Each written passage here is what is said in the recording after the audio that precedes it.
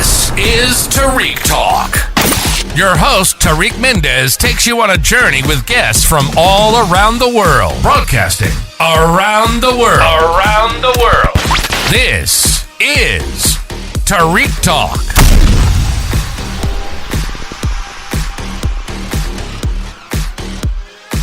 Today I'm here at booth 9 with Diane. Diane, how are you? Good, how are you? Awesome. Thank you so much for being on the podcast. Do you mind starting with your Instagram username, please? My Instagram is Diane Portwood, DianePortwood. Perfect. Thank you for that. And can you describe us a little bit about you as an artist?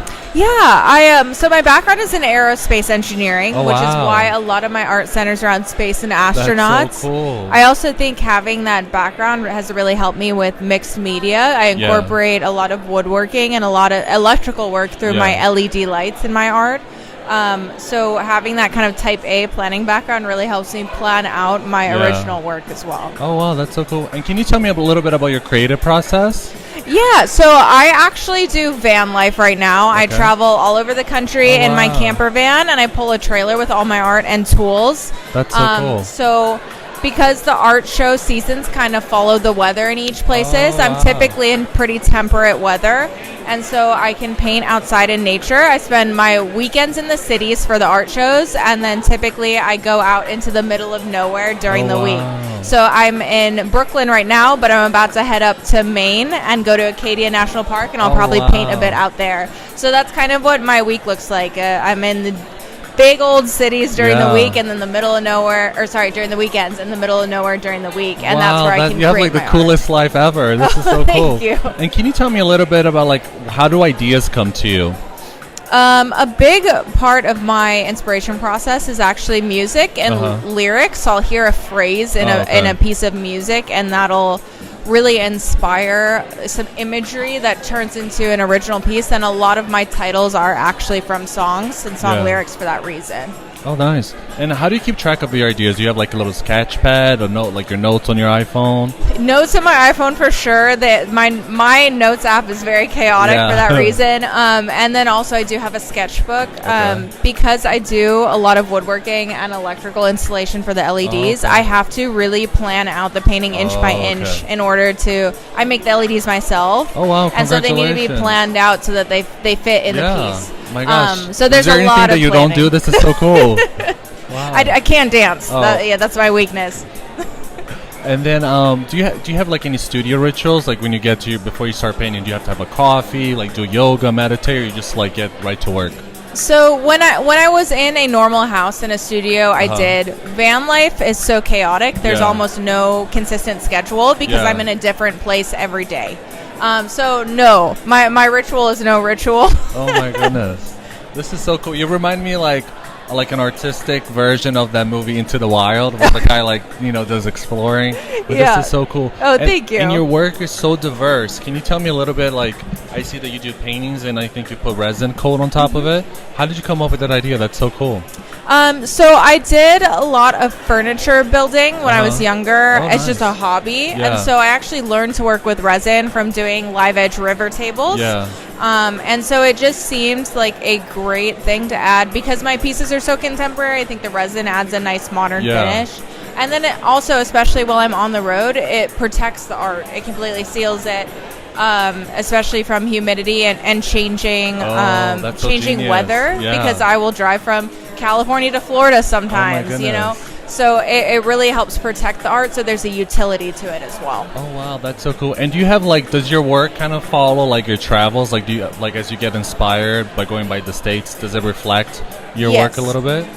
So I don't think you'd look at my work and directly say, she's been in the mountains, so she's painting a mountain. But being out in nature really does lend itself to a lot of ideas. Another huge source of inspiration is I do a ton of hiking and backpacking. Oh, nice. And being out on the trail alone, only with my own thoughts, really lends to a lot of time to think about my next pieces of work. Oh, wow. You're so fascinating to talk to.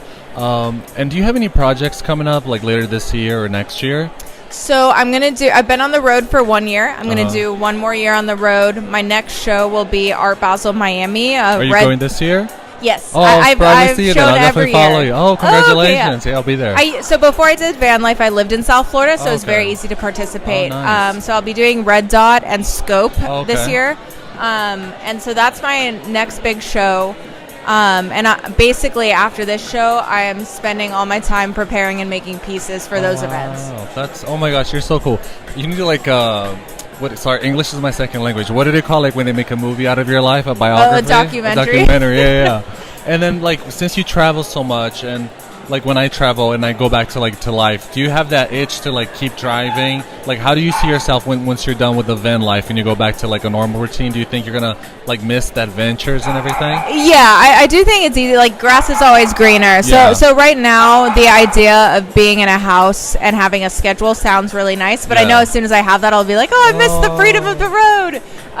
But I will be moving to Salt Lake in the summer of this next coming year, and that's going to be a great home base for me. It's right next to the mountains. But even though I have a home base, I will still be spending about half the year on the road. Oh, nice. I'll just actually have a studio. The reason I did van life was I was spending most of the year on the road anyway and still paying my South Florida lease. Yeah.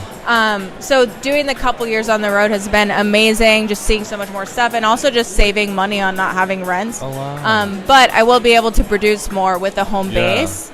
And I think spending half the year at home and half the year on the road will really give me that happy medium.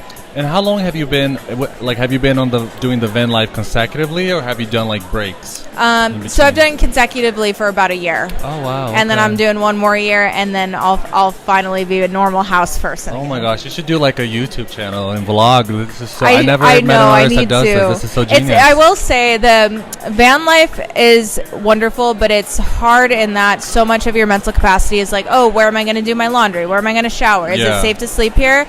That the first thing that falls to the wayside is social media. So I keep up on my Instagram, and I've been meaning to do a YouTube channel, but those like videos a second take so job. much time. Of course. And do you have any like projects or like dream projects you want to tackle in the future, like life-size sculptures? I mean, I could do like some paintings here. I see like maybe like those cool Coachella big sculptures. Do you have any like ideas like that? I mean, I would love to do a big installation at Burning Man. I've never been, and I'm kind of an introvert, and I think that experience would be a lot for me. So I think the only way I'm going to end up at Burning Man is if I'm making an art piece for a camp there. Oh, that's so cool. So that would definitely be a goal of mine, and then also to do some of the larger fairs, maybe internationally as well. Oh wow, congrats. Well, it's been a pleasure, Diane. Thank you so much. Do you mind just plugging in your Instagram one more time for the people listening? Yes, my Instagram is Diane Portwood, DianePortwood. Perfect, and it's been a pleasure. Hopefully we see each other, Art Basel, at Red Dot and Scope, right? Thank you for listening to Tarik Talk. Follow Tarik Talk on all social media channels and check out the video interviews online.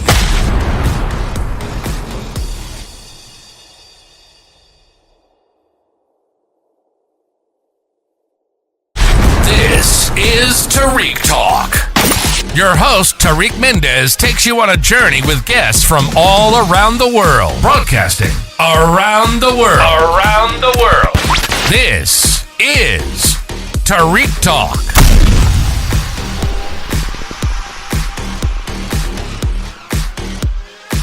All right, guys. Today I'm here with Annika with Ooh Baby at booth 109. How are you today? I'm great. I'm so happy. Thank you so much for being on the podcast. I love the grills, by the way. That's such a cool detail. Would you mind telling us a little bit about your work and your booth here? Yeah, sure. So I'm the designer behind Ooh Baby by Annika. That's me.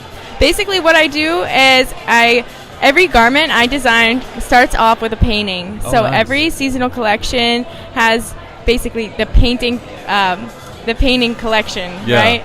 So you'll see it come in through prints and colorways, and my jackets are one of my special linings you can see here. So trench coats are one of my favorite things to design. So you'll see that a lot on the page.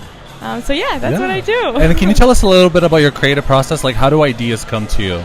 So I normally start off my ideas with a concept, like what am I trying to bring across to people, and then I go on to what is the subject. So like, for example, lately I've been doing photographs that have been my basis for the collection. Nice. So you'll see photos of Bushwick, which is where my studio is in Brooklyn. Nice. Also photos of New York City, and then I print those out and I paint on them depending on the concept. Oh, that's so dope. Yeah, a lot of layers. And how, you have so much work here. How do you keep track of your ideas? Do you like write them down? Have like the notes on the iPhone, like a sketchbook? How does that work for you? I do spreadsheets actually. I love spreadsheets, especially when I do clothing. I have to keep everything super organized because I have samples coming in. So spreadsheets are the best. Yeah, that's so dope. And I do a lot of Adobe Illustrator, obviously, with the tech packs of designing clothing and things. So that also keeps me organized too. That's dope. Yeah. And like, what's your studio ritual like? When you first come in, do you get to work right away? Do you have a coffee, meditate, like get the vibes, and then get to work? How does that work for you? Yeah, normally I try to get in as early as I can, unless I've stayed up all night. Yeah. So that depends. But normally I start off with a coffee. I blast music. I have hula hoops in the studio. I have my roller skates in the studio. Oh, nice. So it depends on the day, but I normally like to start it off creatively, like not right in the emails. You know what I'm saying? Very so maybe smart, just a little like creative energy going and good music. Oh, I love that. You have such a good vibe. Thanks. And do you have any like dream projects that you want to do in the future, where there's like big life-size sculptures or collabs or anything like that? You know, I honestly, I just want to continue to scale my business. Right now, I'm on such a incline, and I'm so excited to continue sharing this. So basically, I just want to focus on making the best product that I can, and I know that whatever's meant to be will be. And collaborations, of course, with like larger brands. I think my biggest goal is getting into a couple large stores like across the United States and hopefully internationally. I won't limit that to like a specific company or person, but basically just continued on to living off my designs and art and growing the brand and bringing it to more people. That's what I want. And then do you have any advice for like young art? Because a lot of listeners always ask me, oh, can you ask your guest like what's an advice for like a young artist that like wants to try but they're scared or they don't know how to start? Like, what would you tell them? Like, my advice would be figure out where this feeling is coming from. Like, is it a genuine feeling? What avenue do you want to go into? Do you want to go into painting, clothing? Do you want to try it all? And then my kind of deciding factor to like, I had to make money, right? Yeah. So I dropped out of college and I had to make money. So I found a sales channel, and that happened to be a street market. And that literally changed my life because it was in front of so many people, which I recommend. Going to your local markets. Every city has a market. Go bring your art, bring your clothes, bring your whatever, photographs. Bring them there in front of people, get their feedback, sell it, get it out there in the world, and it starts to like go like momentum, a tumbleweed. So I would just say get it in front of as many people as you can. That's dope. And going back to your art, I see like you seem to use like a lot of mediums. Like I'm guessing like spray paint, acrylic. Can you like describe a little bit like about the materials you use? Yeah, each piece like changes up, and obviously I love clothes so much that I have a lot of fabric samples. So basically I'll use like some patches, which is a signature of Ooh Baby. Spray paint, you're totally right. Graffiti markers. I just started with oil, so I have an oil painting over there, which is awesome. Oh, cool. So yeah, this one's got like a leather belt in it. So I really like using textiles because it ties in the clothing so well. That's so on brand. That's so genius. Well, thank you so much for being on the podcast. Can you just plug in your Instagram one more time? Yeah, my Instagram is Ooh Baby by Annika. OOHBABYBYANIKA. Ooh Baby by Annika. Thank you so much, guys. Check her work. It's so dope. She's at booth 109. And thank you again. It was a pleasure meeting you. Thank you for listening to Tarik Talk. Follow Tarik Talk on all social media channels and check out the video interviews online.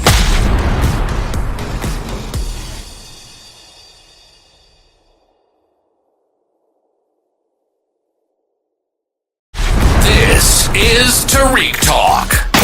Your host, Tarik Mendes, takes you on a journey with guests from all around the world. Broadcasting around the world. Around the world. This is Tarik Talk.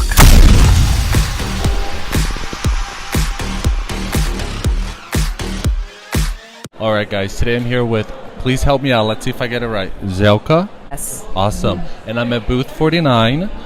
Would you mind telling us a little bit about your art? I'm inspired by architecture and geometry because I studied architecture first and then I studied fine arts. So it was very important to me to get this knowledge about geometry, and it helps me to even find some to express emotions. Through it. I know it sounds almost so impossible, cool. but it is, because you can always discover new ways of expressing. Wow, that explains a lot. Looking at your work, all the everything's so symmetrical, asymmetrical. It's very nice. And can you tell us a little bit about your creative process? Like, how do you come up with ideas for the paintings? I first make sketches, and then I decide about the size of the work. I'm trying to be spontaneous as well, and I always give interesting titles. Because I think title is a short description for every piece, and it helps the viewer to really connect with the piece. So I always ask myself about what is the real message behind my work, because I have some series like Green Architecture, where I want to send a message about the importance of nature and the importance of connection between architecture and nature in everyday life. And I also have a studio where I have the wonderful view. I'm surrounded by trees, and it gave me some kind of inspiration to make this connection. Oh wow! And are you an artist that you prefer to paint in the daytime or the nighttime, or it's very spontaneous for you? I'm spontaneous, but I'm also organized at the same time. I don't know how, but it's also possible, because I'm aware that there are many things that artists need to do, because it's part of the package, of course. We need to think about the shipping and framing our work, exhibiting, and but I'm in peace with that, and I managed to achieve everything. So that's so cool. And do you have any studio rituals? Like, when you get to your studio, do you have to have a coffee, read the news, or do you just get to work and start painting right away? I usually get to work. And I'm focused on the idea. I can also sometimes I create a few pieces at the same time, because sometimes, but some pieces are demanding, so I need to focus only on them. Wow. And how long does each artwork take for you? Do you once you start it, are you able to finish it, or you take a few days, relax?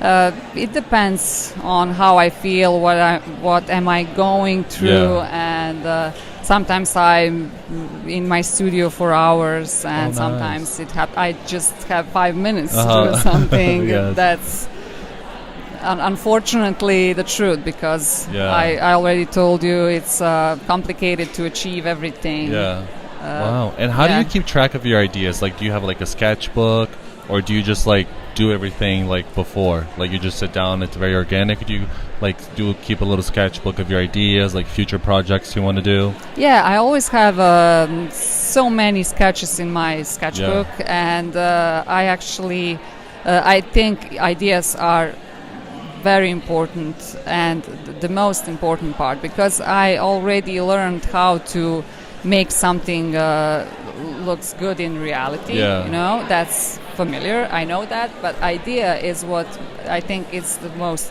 most important. So I have many sketches, and I always can find something to do. For an instance, now I traveled from Europe, and it's hard when you come back, because you need to do something. Get back to the routine. But I have my sketchbook, so that's the way that's very smart. And continue. can you tell me about the Central Park painting? Okay. When I first saw it, I'm like, this looks so familiar, but I didn't, in my subconscious, I was like, this looks so familiar. And then when I saw the title, as you said, titles are important. It's reminds me of those helicopter shots over Central Park. This is so smart. Can you tell us how you came up with this idea? The idea came when I visited New York for the first time. And I was impressed by Central Park, and it's also part of my Green Architecture series. I know it's urbanism at the same time, but I think it's important to make this connection. And Central Park is a great example how to keep park for years and to stay the same and to make people happy, because we know that builders sometimes like to take to the green areas and build. I love that. Yeah.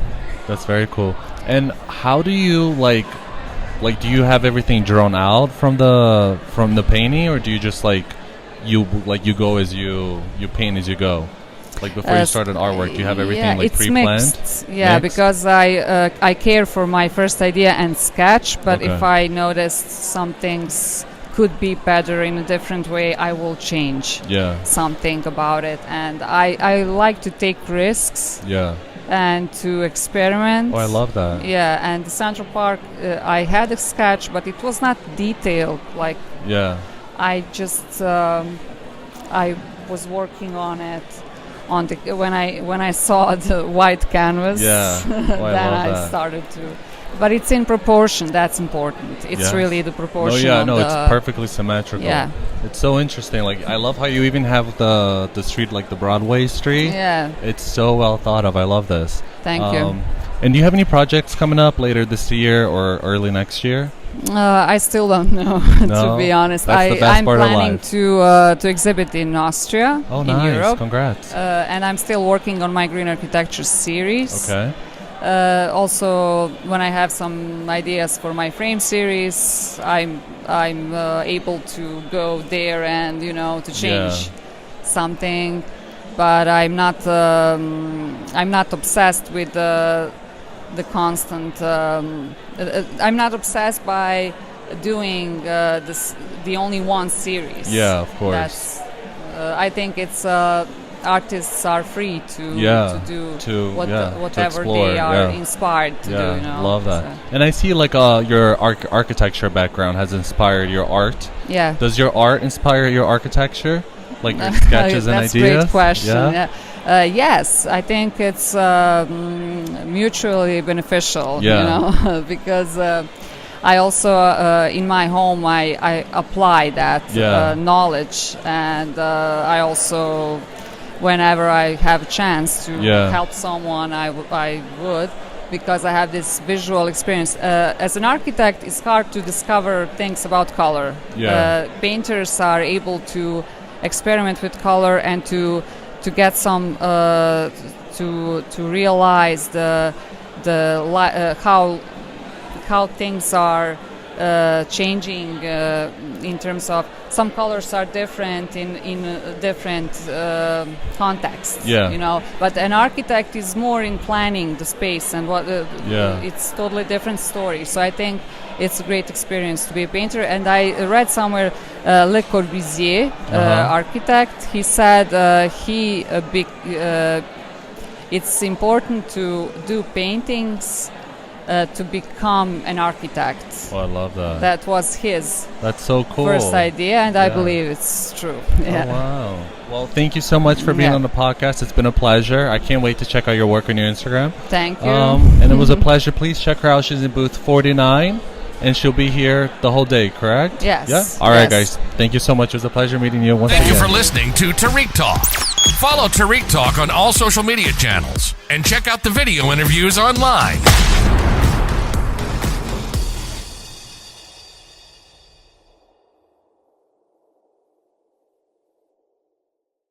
This is Tarik Talk.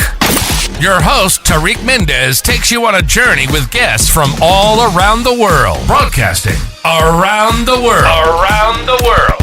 This is Tarik Talk.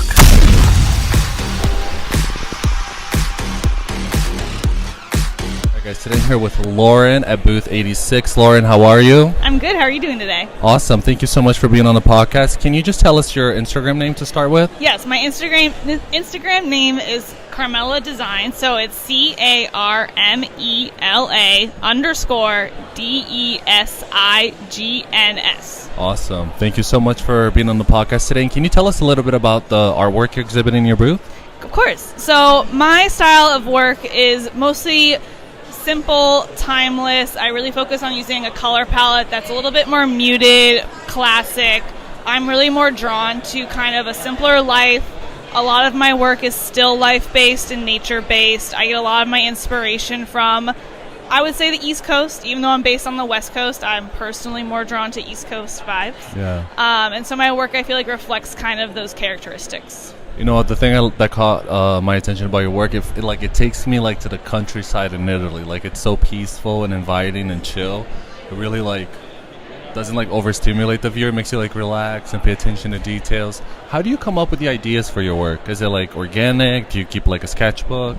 I feel like I have a few different processes. I definitely enjoy traveling and I use a film camera these days now. That's so cool. It kind of helps you just like slow down and kind of think about the composition more, and that kind of then relates to how I then paint a piece too. Yeah.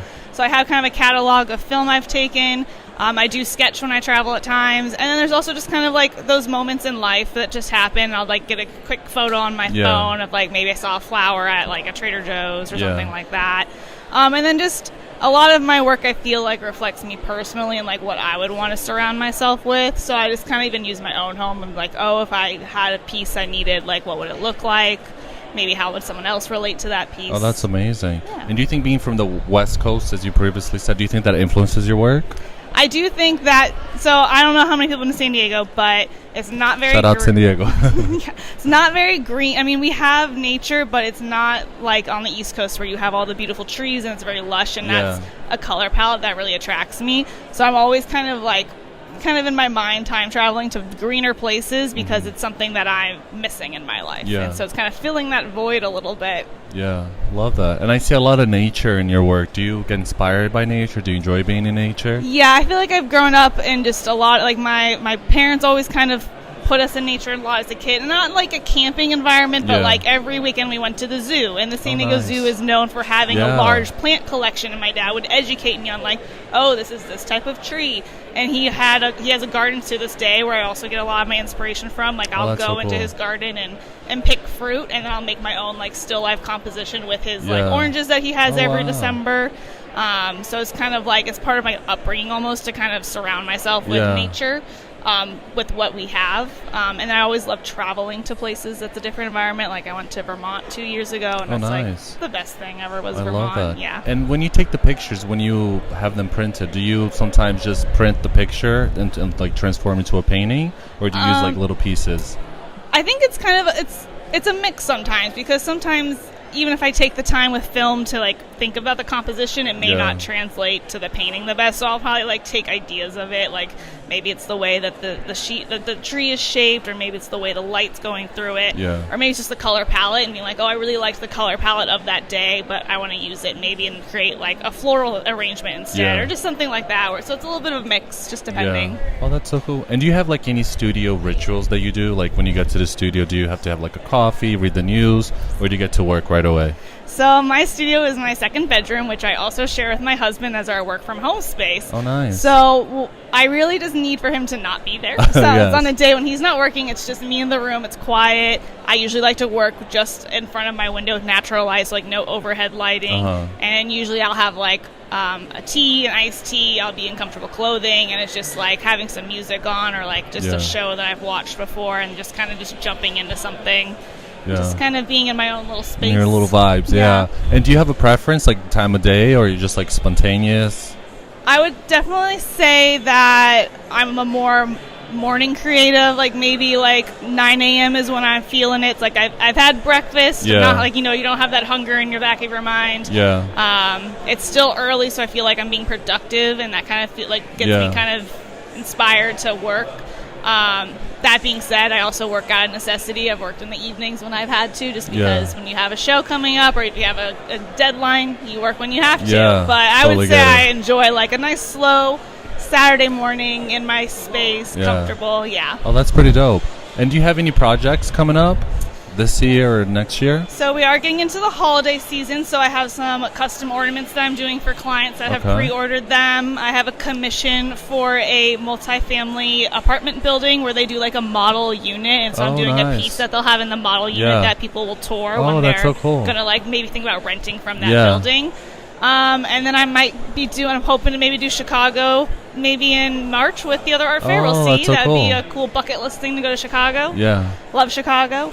And then just keep painting, just keep traveling, keep gathering inspiration. Yeah. And how does inspiration work for you? Is it something that you kind of have to work at every day and like write stuff down and like slow down a little bit to observe things, or is it just like it hits you whenever? I did recently pick up morning journaling again, and that's actually been a really good way for me to like reset my brain and kind of like dump all of like your daily negative thoughts, well, not negative thoughts, but just like the daily thoughts you have every day, like, oh, I need to do laundry, I need to go grocery shopping, kind of getting that out of my brain space so that I'm a little bit more open to like my surroundings. So I feel like just having that daily practice has helped me shift my mindset, like when I'm going for a walk with my dog, to be less not thinking about that, because I already did it. It's on paper somewhere else. I can now like take the time to enjoy the trees I'm walking past, maybe see some like a neighbor's flower bush that was blooming that maybe I didn't see the day before. So I think that practice has really helped me just, I guess, practice being